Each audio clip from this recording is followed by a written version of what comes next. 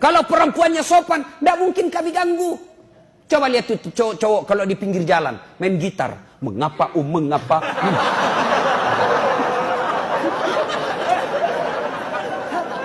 Tiba-tiba cewek lewat pakai jilbab, paling kalau diganggu, Assalamualaikum, bau surga ya deh.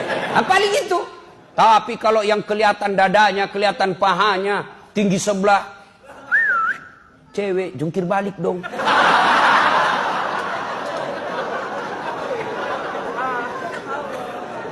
Kalau melaku beriman, yuk pakai jilbab, oke. Tapi jangan mempertontonkan lekuk-lekuk tubuh. Adik-adik juga nih, masuk masjid jangan kau pertontonkan lekuk-lekuk tubuh, meskipun kau laki-laki. Terutama ini yang berat badannya agak tinggi. Bukan gendut.